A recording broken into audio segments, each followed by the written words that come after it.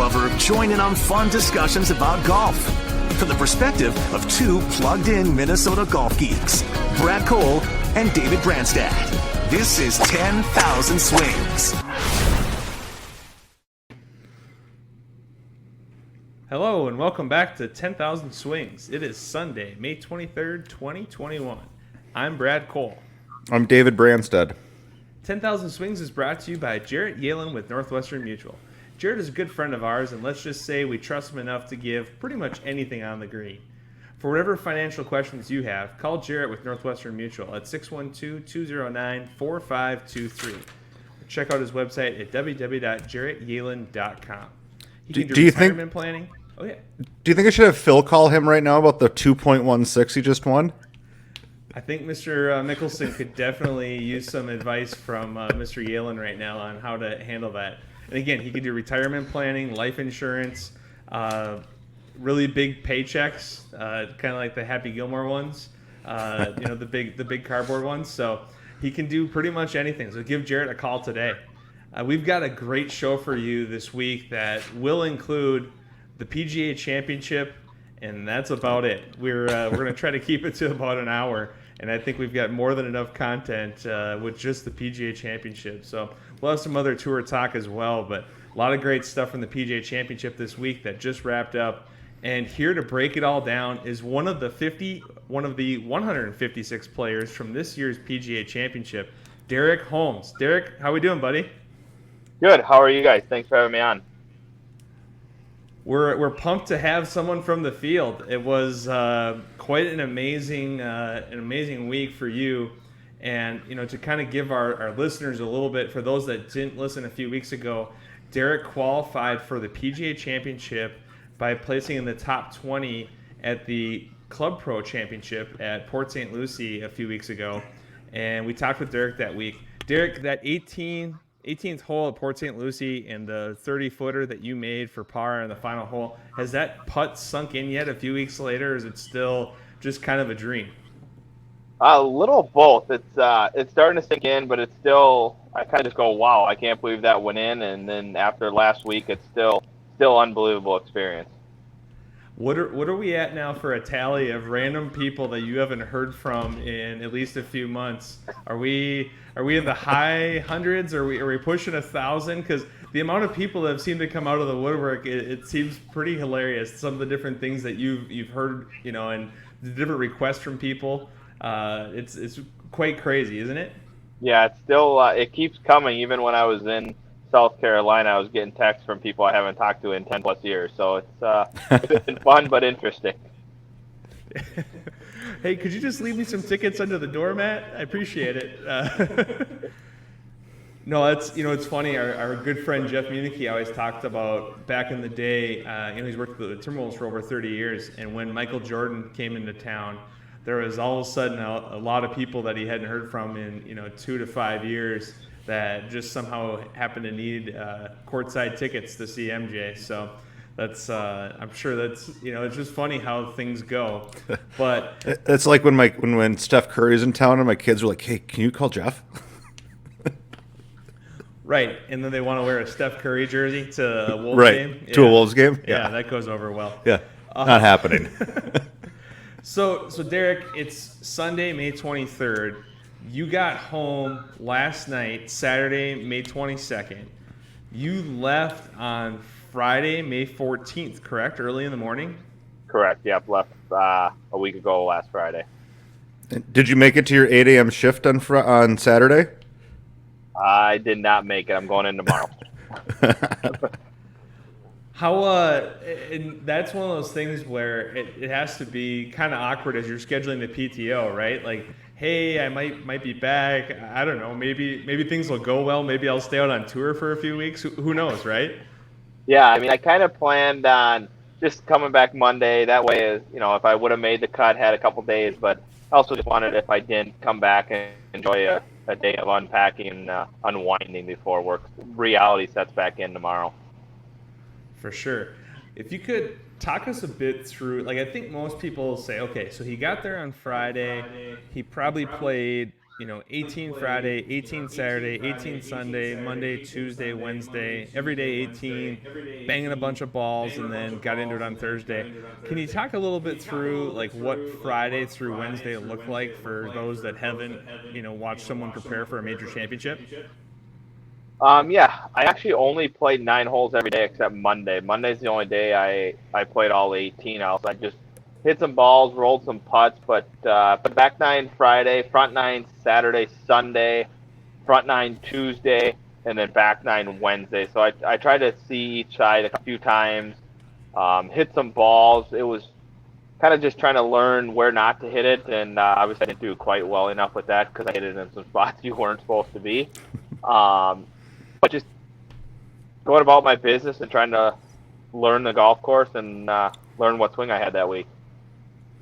Did you get to play with, like on Friday or Saturday or Sunday, did you play with anyone notable, or did you play with some other club pros, or who did you play your practice rounds with? So Friday and Saturday I did play by myself. Sunday we threw the lure out to try and get DJ to bite, but he told us to go get away.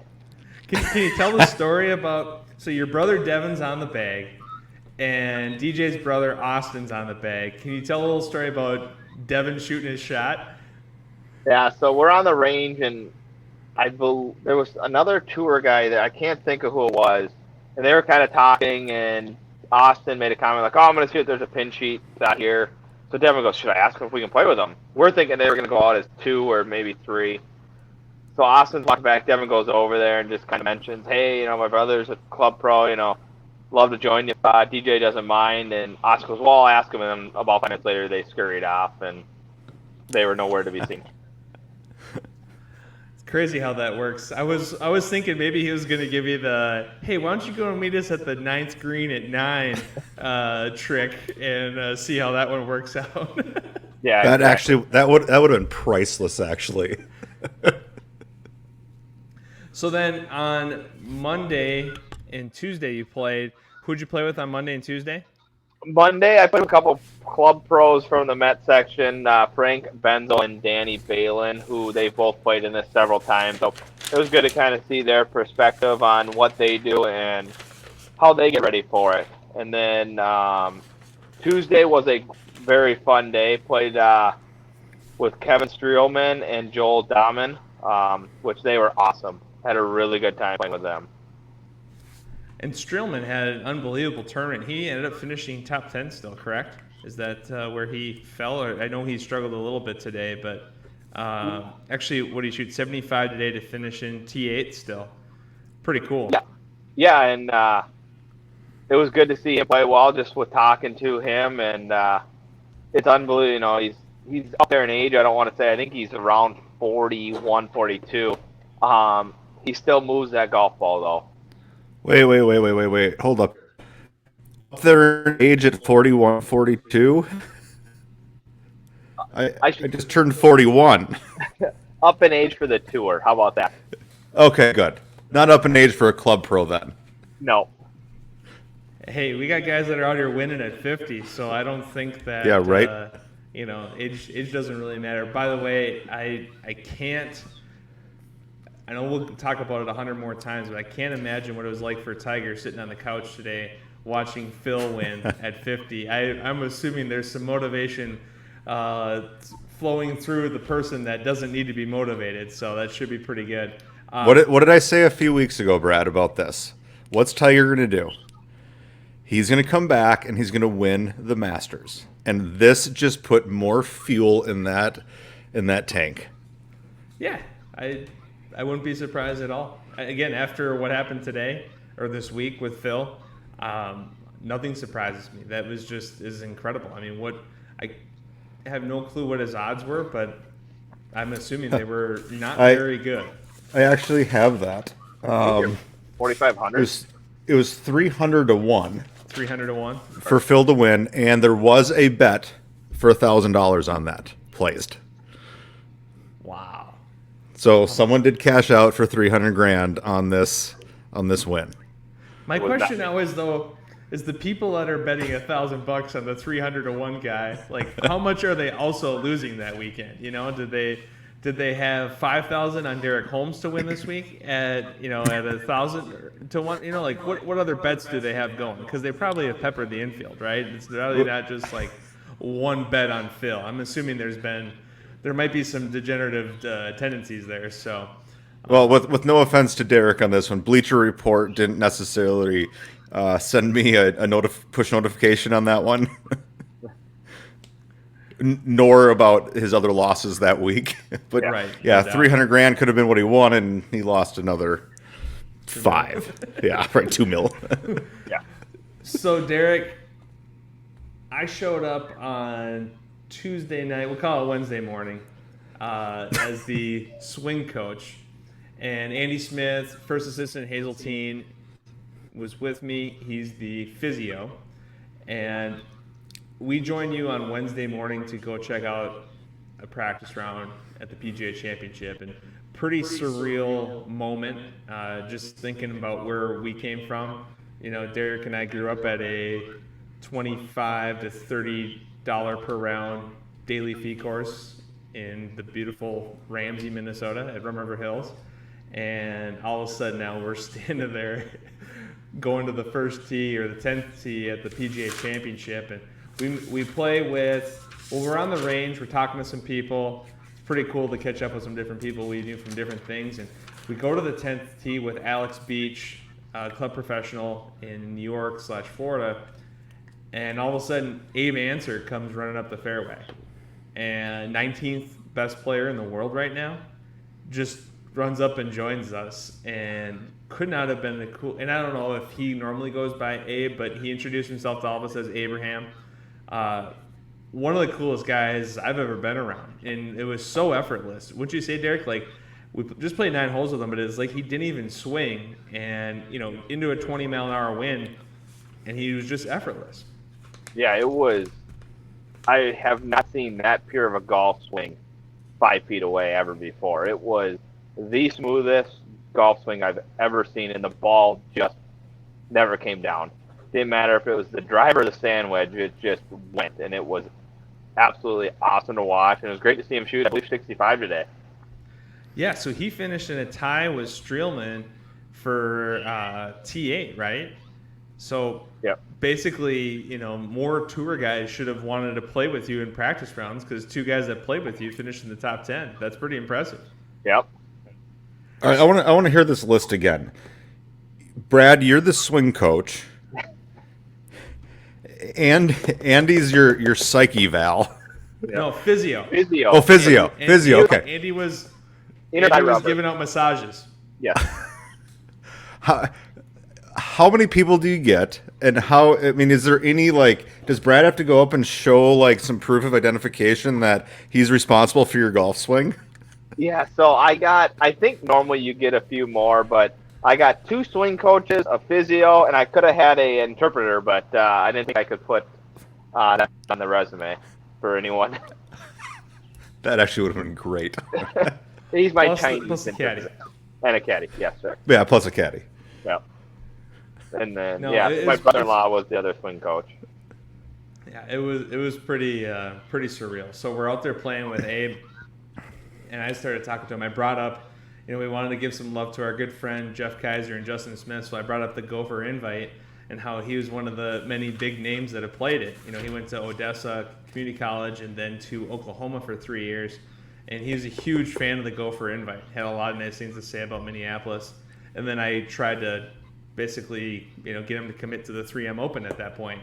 And unfortunately, Mike Welch and our good friends at 3M Open are probably not going to be seeing Abe this year in the event, just with how the schedule works. It just doesn't really work for him. Hey, speaking of Gopher golf, though, did you see who's ranked number 9 right now? No. Our boy from the Gophers. Number 9 in what? 9 in what do they call it? PJU. In the PGA Tour University? Awesome. Yep. So Angus Flanagan, top 10 in the country in the PGA Tour University. So I think that will give him some status. Corn Ferry / Mackenzie coming right out of college. Yeah, I think he gets some Corn Ferry right out of college. Beautiful. No, So it was cool to talk with Abe about that, and I was talking with him a bit about, he used to have a contract with Nike both in college and then after college, and when he became a free agent, he's kind of gone on his own. So he started his own clothing company, and now he also started his own tequila company. So kind of a cool thing he's got going there.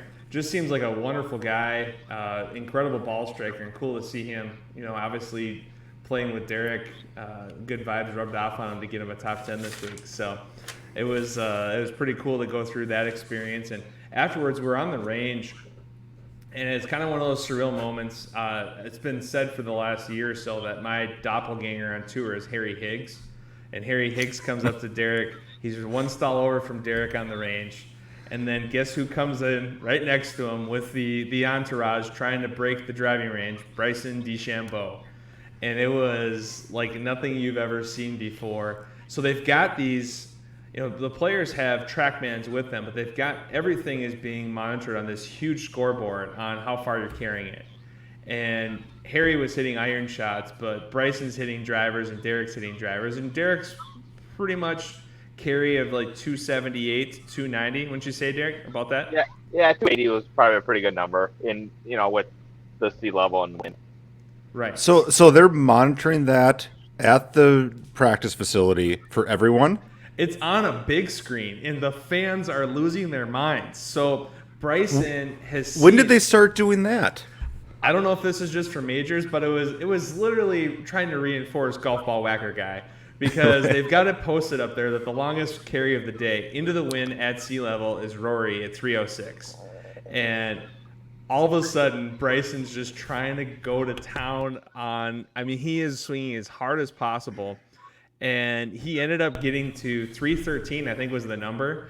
And Derek and I are trying to focus on some things on his swing. And all of a sudden, the crowd just erupts because Bryson, got past 313. And then he had one that he hit even harder. And someone made a joke that it didn't register, that, Rory pulled the plug on the on the power. Yeah, so Branny here, I don't know if the picture will show it, but I gotta find my camera. So that's the scoreboard they have kind of right, and it's got the drives. I know it's not showing very well, but it's got the list of the drives of where people have hit it and how far. So they had Top Tracer on the range, and they had No about kidding. 20 cameras, and they'd put people up there if they were in. It wasn't always driver. It could have been a 7-iron or a wedge. A lot of it was the bigger names that were on the range.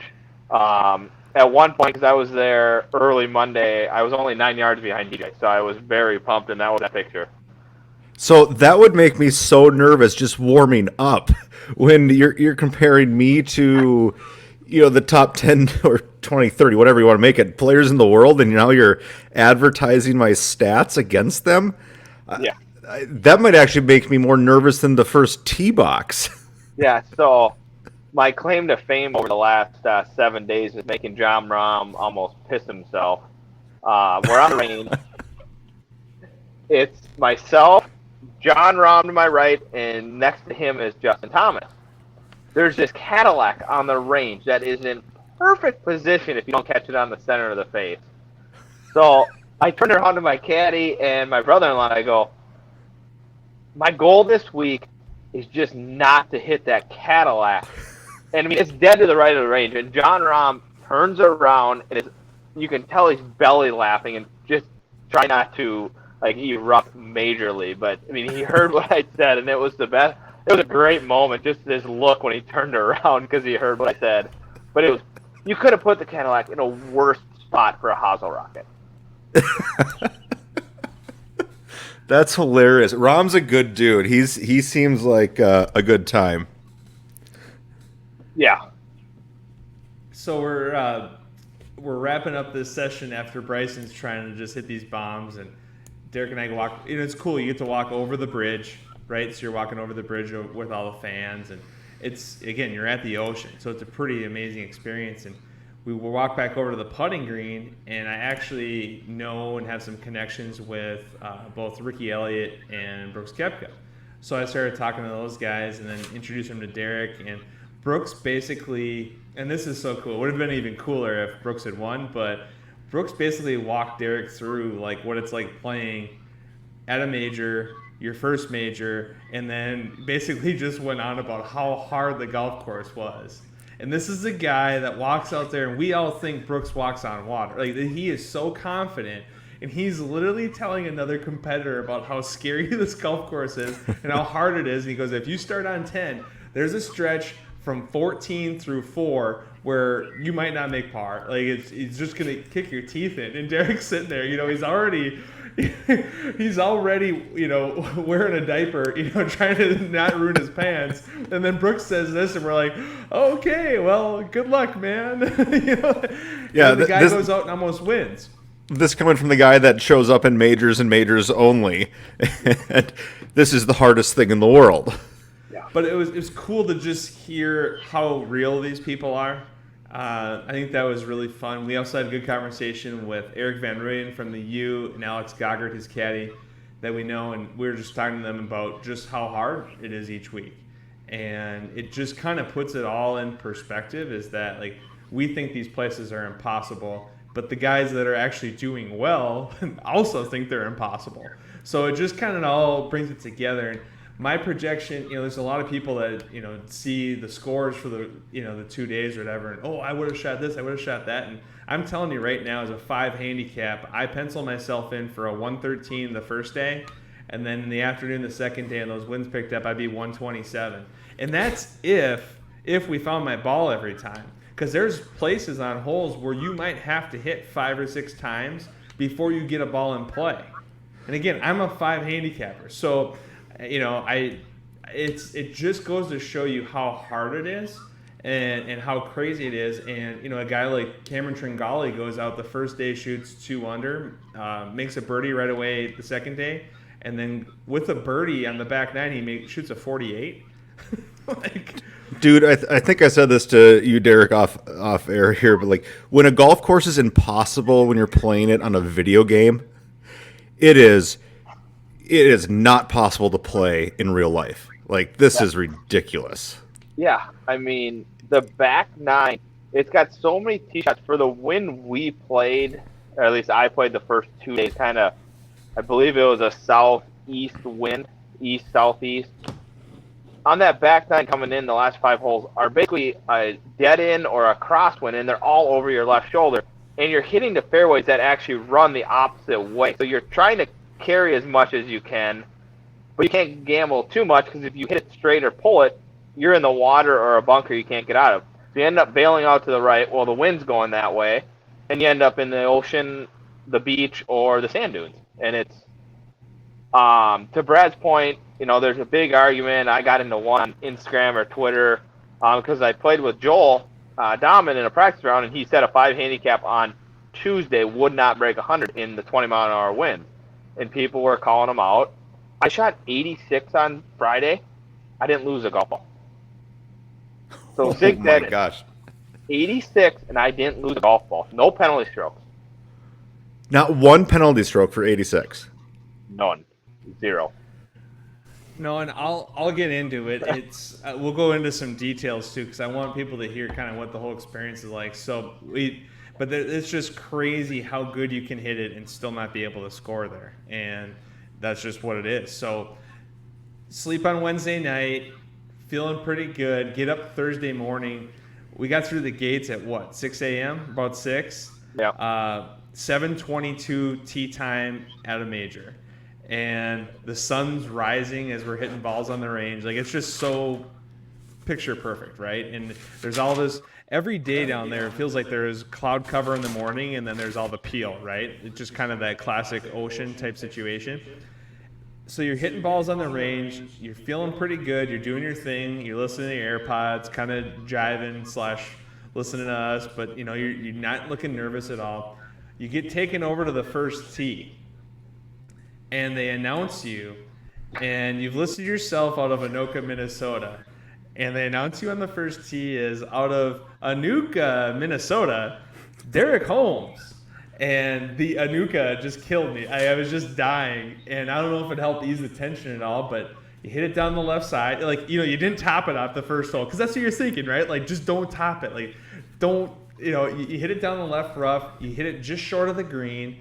you chip it, and an unbelievable chip to about 5 feet and make the putt par. Like, how much confidence did that give you to know that your first hole on the PGA Tour, you just made a par?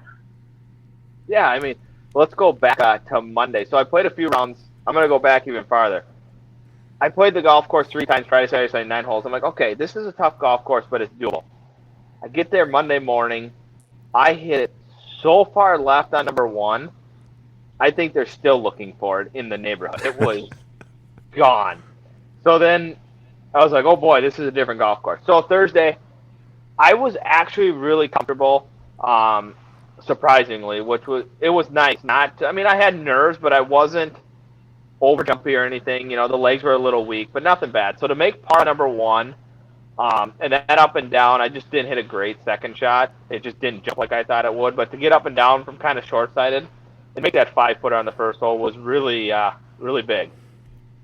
No, and you go out on 2, you hit a good drive, you hit a good second shot, you've got a small wedge into the green, and you rip it back, but you chip it to a couple feet, make the par putt. So now you got 2 pars. So, you know, I'm starting to get screenshots that your T4 as your even par after 2 holes, and, you know, people are getting excited.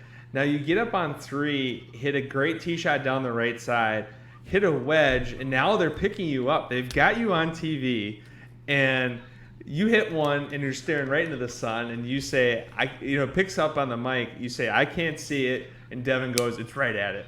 And you almost made it. You had a 3-footer or whatever for birdie. Make the birdie. Now you're in a major. You're tied for second at 1 under through 3. And I'm getting, like, my phone, there's not great service at the Ocean. And whenever my phone does update, I'm getting every screenshot you can think of. You know, people sending in birdie images, every GIF you can think. Like, people are, like, not working right now. Nobody's working back home. They're all watching this. And you get up on 4, which is arguably one of the hardest tee shots around. And did you catch the bottom of the club, or did you just on the toe, or what happened there? Well, so there's 2 tee shots, 2 or 3 that I was very uncomfortable in all the practice rounds, and 4 was one of them. And there's 2 tee boxes. We played the forward tee box. I mean, the hole, I think, from the back tee box is almost 500, if not. It's like 490.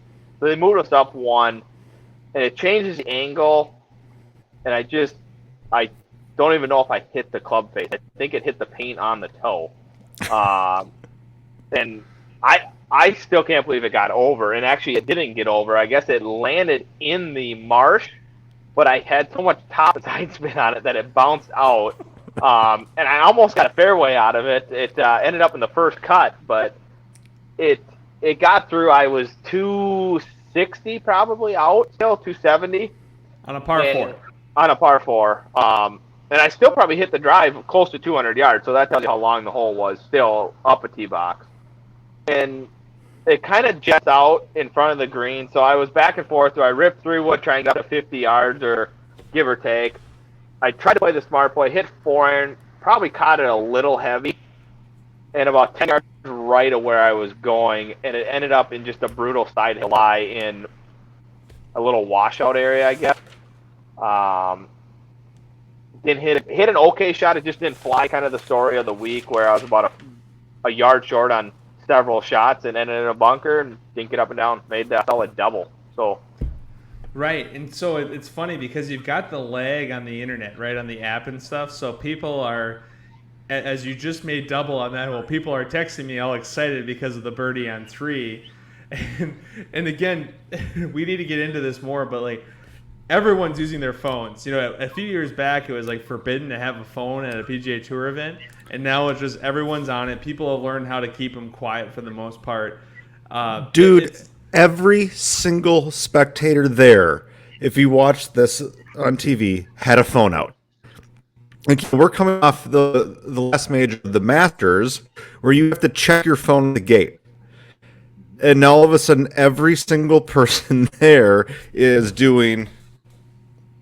Yeah, so Derek, I got a question. Does that make it more intimidating, or does that not matter? I honestly, you kind of put it out. I mean, people are videotaping and taking photos and stuff, but you just try and go about your business. I was telling some friends earlier today when we were out for dinner, 17 is a kind of a stadium hole, I would say. They kind of enclosed it a little bit with some grandstands or boxes. When you're walking and standing on the green, it's just a buzz. And all you hear is people talking and it's just a buzz. When you get ready to hit, especially on the green, it just goes away. So it's kind of eerie how the mind just can close stuff off. So I just try and tune it out as much as I can. I would be nervous as hell with like a million people sitting there videotaping me. And speaking of that, getting nervous, I know that I probably wouldn't have done well after making the double, but Derek gets up on the next hole, long par 3, aiming at the middle of the green, pulls it a little bit, almost makes it for an ace, and you've got a 4-footer for birdie or 5-footer for birdie. You make it, so now you're back to even. So pretty awesome start. You're even through 5, and we don't have to go through all of the details from there, but it ended up being a 79 that day, and obviously could have been better, could have been worse, could have gone a lot of different ways, but you broke 80 at a major. And I think out of 156 players, you were like 139th or 140th after day 1. Does that sound right? Yeah, pretty close, right in that ballpark. So you come back day 2, and now you're playing in the afternoon. And I think just by playing later, I think you'd already moved up like 15 or 20 spots. Like you were up to like 125th. And you get out there and you're starting on 10. And so starting where Brooks said, hey, you can go that really, really tough stretch with a traditional win, right? And on 10, you just miss birdie. On 11, you just miss eagle. On 12 and 13, you absolutely nuke driver and make bogey on both holes. And so you're 1 over through 4, but it feels like you could have been like 2 or 3 under. You're hitting it so good. Was the wind really throwing you off on the greens, or what was happening with some of the, because there's so many diabolical things around the greens, right? Yeah, so, good shot, good drive on 11, except the poor drive on 11 the day before. Make birdie, which the putting was brutal the second day, just very uncomfortable. Even that eagle putt, when I first hit it, I didn't know if I hit it 6 feet by, 6 feet short, and ended up rolling up to about 6 inches, but go to 12 and, rip a drive. I want to say I was about 105 yards, right in that ballpark, dead down a 20-mile-an-hour wind. And I carry a 56, and then I go to 64 because I short-sided myself all day long. So it's easier to not have to open up a 64 or 60. So I just play the 64. And I'm just in between clubs. I don't know if you hit 64 to the middle of the green, or you try and finesse a 56 in there and hope it maybe grabs. But I just watched, I believe it was Ben from the fairway, also a little farther back, hit, and it goes through the green. So I made the decision, okay, hit 64, hit 95 yards or whatever, and get it to 15 feet short of the hole. Ends up landing, again, like a foot short of the green, and barely trickles on the green. So now I got about a 35, 40-footer. Hit it hole high, but little left, missed that putt. Hit a good putt, but the wind was coming across and just snapped it. So make bogey there. Same story on 12. In between, I got about 125 to the pin, 130. I try and hit sand wedge. Hits just short of the green. Or no, I had 125. Pin was front right. And hits about a foot short of the green and doesn't bounce forward. If it goes a foot further, I'm within probably 10 feet. So maybe played those holes a little timid, just not trying to make a big mistake, and then I 3-putted. Both of them, unfortunately, just bad putts, little wind inundated. It was so hard to just stay steady. I don't play in 20-mile-an-hour winds with nothing around very often, so it was just uncomfortable. And, you make par there. I think it could have been a different story, but probably got down a little bit on myself, just playing those holes downwind when I could have turned, 2 under into 1 over. Yeah, no, for sure. And that's the thing is that the other thing I thought was really interesting with the course is you could kind of see the spots where they had watered and where they hadn't. As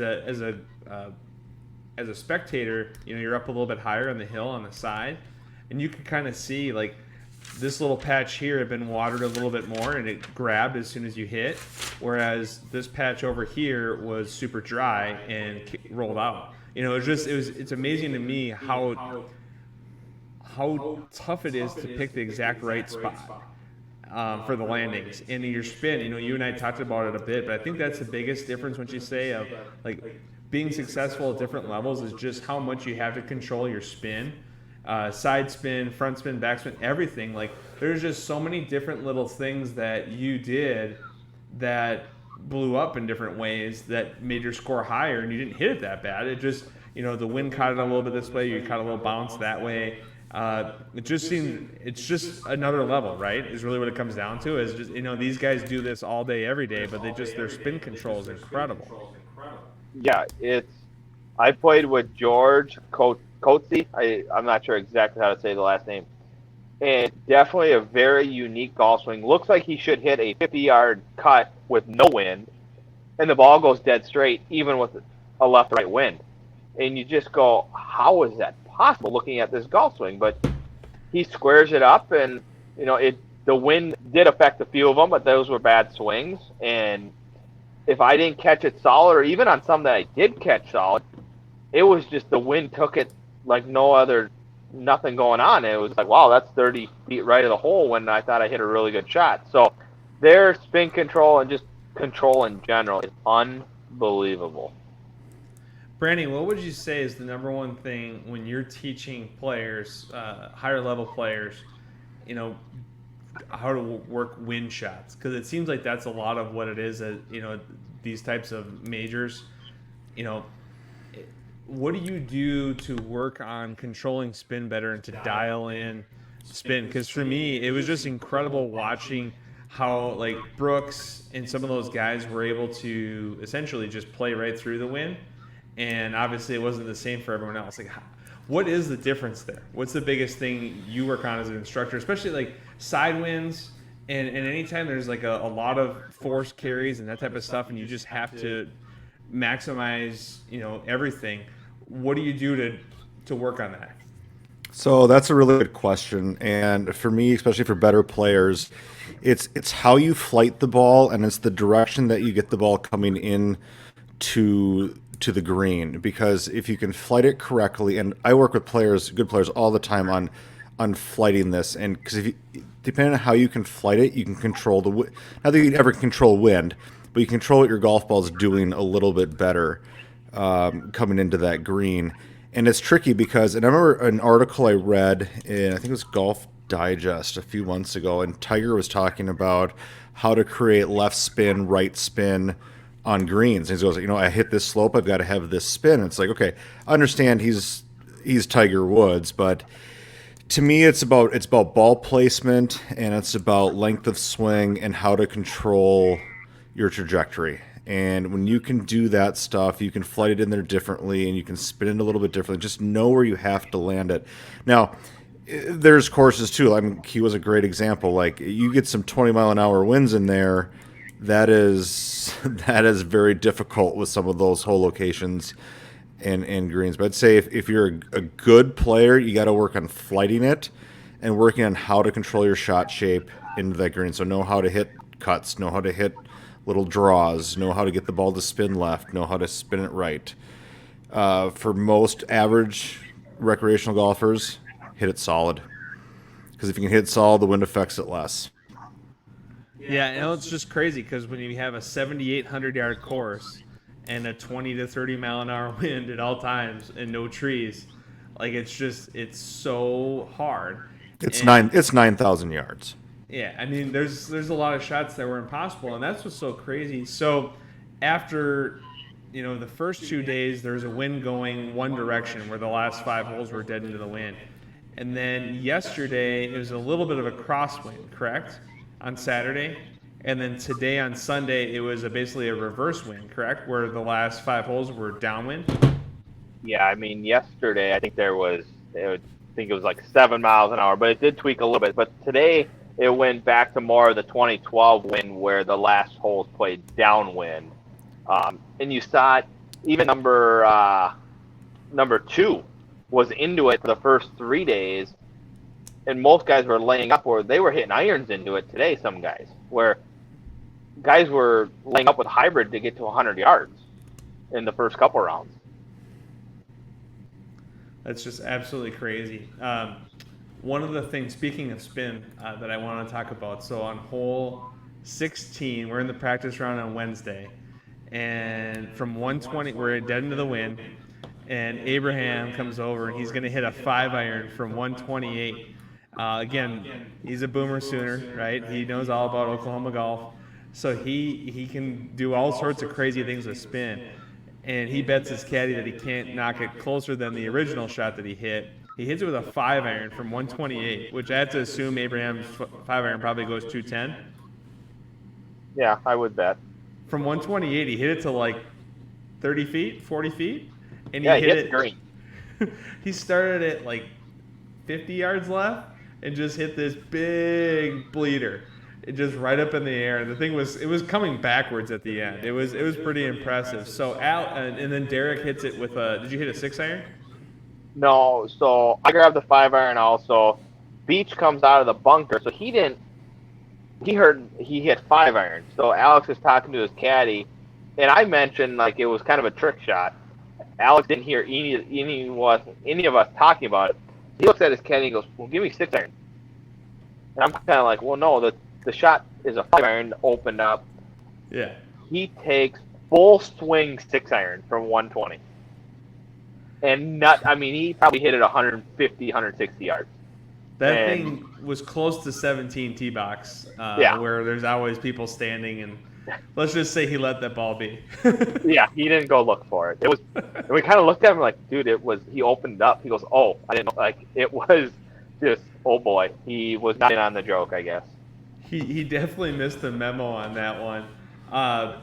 Talk a little bit, since we're on 17 right now, talk about what it's like being on that tee box, in your practice round on Wednesday. So after that whole thing went down, Abe's caddy goes, "Hey, $20 closest to the hole, I'll give you guys 6 feet."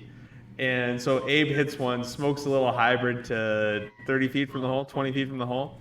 Yeah, which is a phenomenal shot. It's unbelievable. And Derek gets up there, decides to not tee it up, and doesn't cold top it, but it definitely didn't get past the middle of the pond. No. And then you hit another one, and you pulled that one over to the left. So then you hit another one, you hit that pin high right.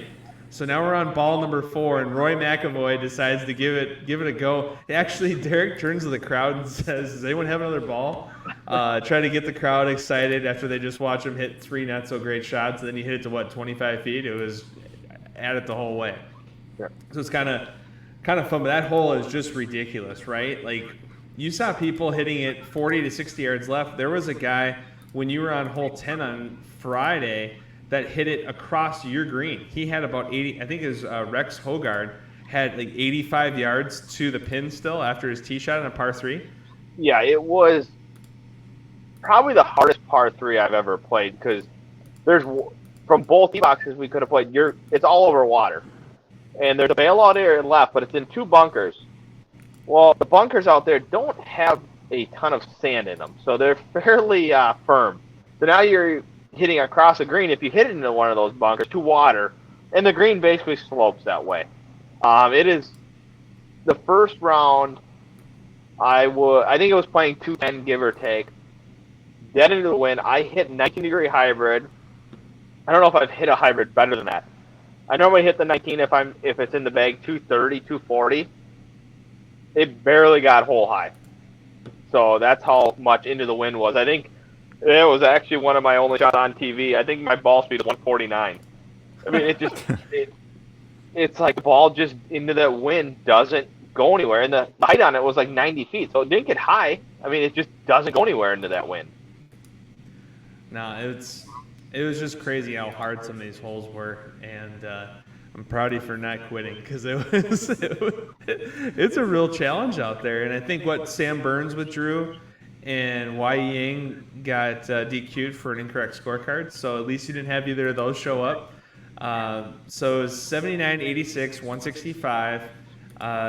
Beat a few people, and then tied a couple other club professionals. Tied Omar Uresti, right, who won the National Club Pro. So that's pretty cool. Yeah, the 40, I made the turn in 46 and was not happy. So the 40 on the front was not great, but I held it together. It very easily could have been another 45, 46, but I was just trying to enjoy the moment on that back nine, and a couple more bad putts on that. Mine wasn't 100% into it, but still a great experience. No, for sure, and that's one thing that was kind of cool. So you missed a cut, but you didn't have to be to work on Saturday. So you could still kind of work your way back to normalcy. Now, on Monday you'll go back into the store. And a good time to talk about one of our sponsors, PXG Southdale. It's a store that Derek runs. So if you've enjoyed listening to Derek tonight, stop by PXG, come say hi to him. He can fit you for a new putter, wedges, new Gen 4 clubs, you name it. So they've got all sorts of different things, and PXG is so much more than just high-end price points. They have some other price points as well, so they do have something for everyone. And if nothing else, you can go in and get a nice bucket hat to help with protecting any sun stuff that you could run into. So go check out the store today. Derek, has it been pretty crazy? I mean, this whole spring has been nuts at the store, right? When you've been there, when you haven't been out on tour. Yeah, it's kind of been a weird spring. I feel like I haven't been there very much, but yeah, it's been a pleasant surprise how golf is still very busy, very popular. Store record numbers the last couple months, so it's good to see. That's awesome. So we turn to Saturday, and I don't know how much you were able to watch this week, Brandy, but Corey Connors had the day 1 lead. Phil had the day 2 lead, correct? And going into Saturday, I think he shot 31 on the second 9 on Friday. I think you're right on that one, yeah. So now all of a sudden he's right into it going into Saturday. And again, Phil Mickelson, folks, this guy's 50. He's not ranked in the top 100 in the world. Incredible that he's even in the mix. And all of a sudden Saturday, he had the lead and he starts going on a run. At one point on Saturday, I think he had a putt to go up 6 on Saturday. He was, all weekend, this was just back and forth. This was like they said on air, this was a boxing match. It's like, here's round 1, here's round 2, here's hole 1, here's hole 2. And let's just see how this swings and just see what happens. And it was, I tell you what, it was an exciting weekend of golf. I mean, I think we're all pumped. I guess I'm speaking for everyone. We're all pumped to see Phil win. I mean, that's pretty cool to be now the oldest major winner in golf, and especially doing it such a hard course. And we all know what his regimen's like to play well. So, yeah, I mean, what a great weekend of golf.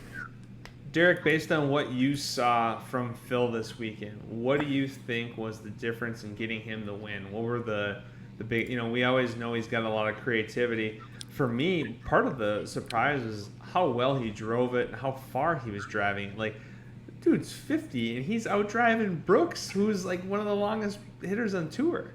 No, it's the sunglasses. Yeah, they got to have something in them. But Does anyone else wear sunglasses on tour? Hey, it looked like he was chomping on something pretty good today. He must have had some sort of good gum because he was definitely chomping away. His CBD gum was in there today and held his eyes behind the sunglasses. Can you guys play golf in sunglasses? Because I cannot. I typically wear sunglasses. Do you? Yeah. I mean, they're they're not that dark. They're a very light shade. But I played with them both days.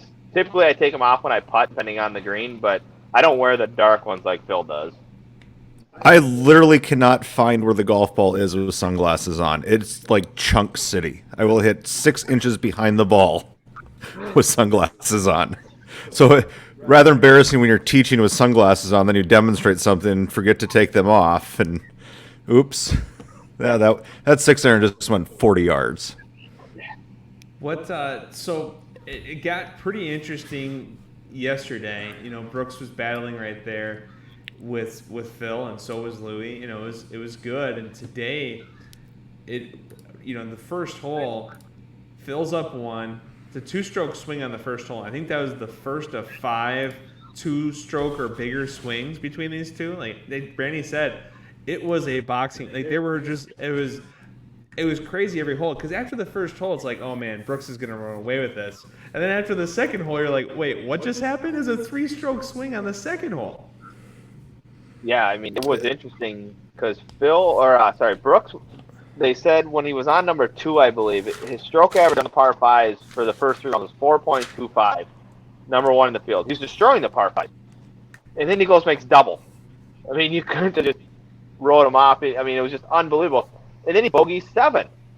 So the guy that was leading the par 5s for the first 3 rounds is 3 over on the front 9 on the par 5s. Yeah, if you think about it, so he's averaging 4.25. So let's call it a little over 4 essentially, and because that's what it is.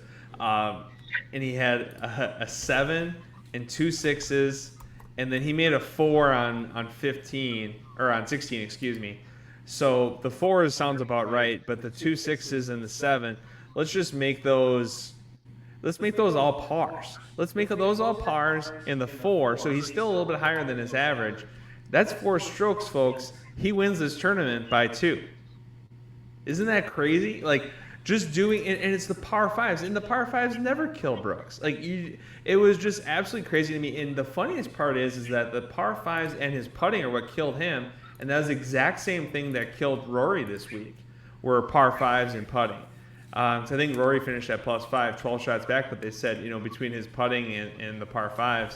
And another one, too, like Louis had so many putting mishaps, because Louis' ball striking was incredible this week. Louis Oosthuizen, again, with another, is that another T2 at a major for Louis?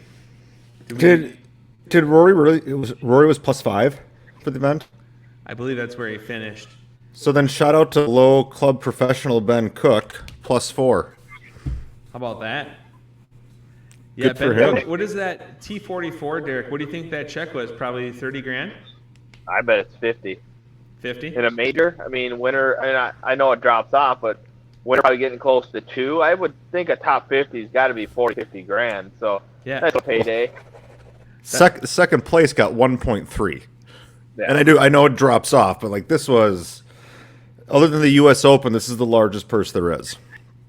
I would, I know, was it Webb Simpson and his caddy were talking after Saturday round? I believe Ben shot 69. Like, why is this guy not out here? His ball striking is phenomenal. So, shout out to Ben, and good to see at least one club pro. Actually, 2 made the cut. So, but good to see him finishing in the 40. Where did Merrick finish? I think Merrick was 78th. Yeah, plus 12. 78, 76 on the weekend. I think Merrick got a lot of love just for the warm-up routine. I think he took Miguel Angel Jimenez to the next level. That was quite the warm-up routine. It was almost like he was, showing you where to, if you're at an event and you're parking, he's like showing you the direction or where you're supposed to land the plane. His arm movements on the range were priceless, but it was good stuff. So, a lot of great storylines. I just think that it's so cool that they have 20 club professionals that get to play in this every year, because it's always just a really cool thing to follow, what the people do for a living that are PGA Class A professionals, and they can still get it around and obviously, go play with the best. Derek, what was the biggest thing you noticed that surprised you, comparing yourself to other guys out there? Like, what was the biggest thing that surprised you, positive or negative? Like, what was the biggest shocking point? You got your guys that are big, DJ's tall, but a lot of them aren't much bigger than the average person. You see him on TV and you're like, oh, that guy's huge. He hits it 350. Abraham Ancer is maybe 5'7" and bombs it. And he works out. He's got swing coaches, but they're all average. I mean, they're a little taller. Matt Fitzpatrick is my size. A little skinnier. He doesn't hit the beer as much as I do probably, but they're nothing. Rory's 5'9". Isn't Justin Thomas is tiny too, right? 5'10", maybe. Yeah, I mean, Ricky's pretty small. Jordan's pretty small. Like it's a good point. They're very normal sized human beings, right? It's not like NBA players where they're all extremely tall, and like even Ricky Rubio looks tiny out on the court and he's 6'4", right? So it's one of those things, Derek, you made a good point there. You talked about your weight and drinking beer. Did want to remember here, we do have an awesome new sponsor, Corona Premier. And funny thing about Corona Premier, I was talking with Abe Answer about sponsorship and that stuff, and maybe getting his tequila on our show. And he said that he was actually, for a couple weeks, he was actually wearing the Corona Premier logo on his shirt as they introduced it this spring. So that was pretty cool. So if David Branstad and Brad Cole telling you to drink Corona Premier doesn't do it for you, maybe Abraham Answer will. Again, it's their new 90-calorie beer, super light. If you feel like you're putting on too many pounds by the beer you're drinking, try it. Less calories, less carbs, and again, perfect for those warm summer days. So kind of fun to always think about how we can work beer into it. Had one today while doing yard work. Love it. So speaking of beer, local businesses that we supported this week, we always want to make sure we don't forget about those. And because I wasn't here, the local businesses I supported, one of my favorite ones, Yuengling, great East Coast beer. We had a few Yuenglings, Derek. They were delicious as always, and enjoyed those. And then again, Abe Answer has a new tequila company, Flecha Azul. Ultra premium tequila. Should go check it out. And again, great conversation with him about what it's like to kind of be a free agent. And he said, "Yeah, I'm gonna go get a tequila company." I made a reference that he sounded kind of like Turtle on Entourage, and he said he was rewatching it, I think for the 9th time now, all of Entourage. So, dude, I will rewatch that whole series at some point again. Not the movie, but the actual seasons. Oh my gosh, that was priceless. He said that Ari Gold is his spirit animal and is his favorite actor or favorite character of all time, which I thought was pretty fantastic. So. I don't think he's that far off. I really don't. And we had some Lloyd conversation after that probably can't all go on the air. But so, Brandy, any local businesses you're able to support this week? Yeah, I had one big one that I supported this week that's actually supporting us right now. Map Transportation. Courier business, and I needed some golf balls sent to someone really quick, and they were able to do it in like hours notice. We had to punt a little bit this week with some internet issues, so we were broadcasting from their CEO and owner's home, and he had walk-up music, the walk-up music that you and I picked out for the Zurich, playing for us as we're coming in to the driveway. I think you had Enter Sandman, I had Jukebox Hero, and that was how we got introduced to the home. And I was honestly so jacked up. I was ready to nuke Driver like 240 and not carry anything at Q Island after hearing my walk-up song. But it was pretty awesome. So they're doing some good work over there. So great to give them a little shout out. D, how about you? Any good? I mean, you weren't here, but anything local you want to talk about? I mean, I'm going to go with that East Coast beer, that Yuengling again, too, because that, is phenomenal. Anytime I go to that East Coast, it's got to pick up a case of Yuengling. Awesome. Cool. Well, hey, as we wrap up here, Derek, anything else you want to share about the week? It's been great having you on, but any fun little nuggets or funny things or anything good you want to share from the week that we didn't talk about yet that you want to get out there? I know your brother actually texted me and asked me if I could bring him some solar sleeves because he was getting burnt so bad, and then those solar sleeves actually didn't cover the top of his hand, so the top of his hand was quite red. Andy's a golf professional that doesn't often wear shorts and hasn't seen sun in some time, so he decided to put a little bit of sunblock on the back of his legs, but you could see where his hands were. So you kind of got that whole camouflage look for the red spots and the white spots on the back of his legs. Any other good ones you want to share, D? Yeah, it's just if you're a golfer, you just go play golf, have fun. Hopefully one day you get the opportunity to play in a tour event or anything. But these guys are human. Just, they hit a white golf ball for a living. Some hit yellow ones, but they're all human. They do the same thing you and I do every day. They're just a little better at hitting a golf ball, but go have fun and enjoy it. No, that's good stuff. And actually we were just having a good time with Van Rooyen and Goggert. and then he was played quite well on Thursday, and he was playing well Friday. And all of a sudden, things went south on Friday. And I can tell you, like, for anyone that's questioning his behavior, he's a really good dude. He had a melting point. We've all been there. Unfortunately, the cameras were just on him on Friday on hole 17, and a pretty unfortunate situation. And if you need to see the video, you can go Google it. But Eric Van Rooyen, really good dude. Alex Geyer, good dudes. These guys just, it was basically one of those things that it was building, right? With all the, he went from being right there to all of a sudden he's going to miss the cut, and then he hits a ball that lands on the edge of the green, and all of a sudden it bounces and rolls into the water, and things just escalated quickly. So yeah. But human beings, right? That's what it all comes down to, is we're all human beings, and I think it was so cool to see your ball flight next to these guys, because it made them all, in my opinion, very humanized. Like, they hit it just like you do. It really comes down to, can you make putts, and can you control the spin? Can you control the bounces as much as possible, right? Yeah, I mean, you hear it all the time that your best shot is as good as their best shot.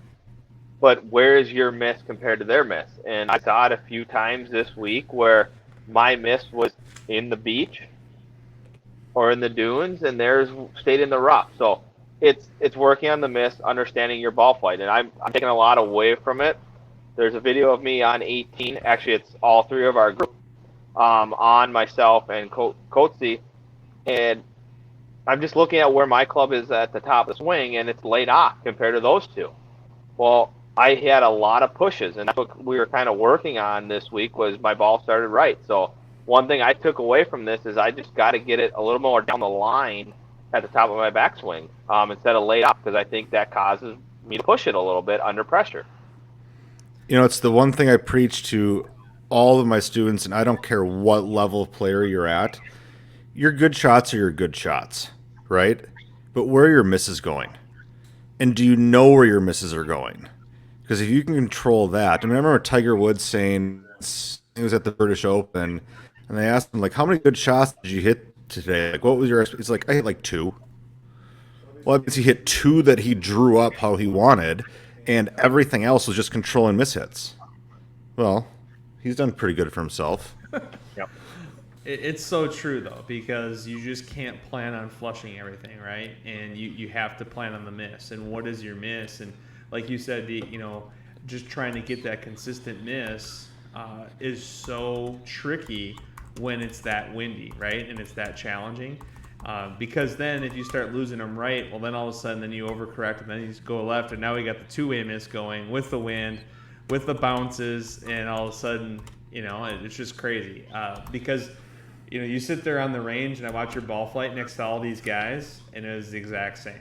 So it's kind of cool. The hard part is, when are you going to find time, in your schedule of being a father, being a husband, being a store manager, being a golf professional here, like, when are you going to have time to be able to vote to it like these people do? And that's what's so cool for them, whether they have a sponsor or someone to help them. But at least you've been there. You can get back there. You know what it takes. And what do you have up next, Derek? Do you have anything? You have the tape mark? Yeah, tape mark in a couple of weeks if my golf clubs make it back. I ship sticks them home, so hopefully I have golf clubs in a couple of weeks.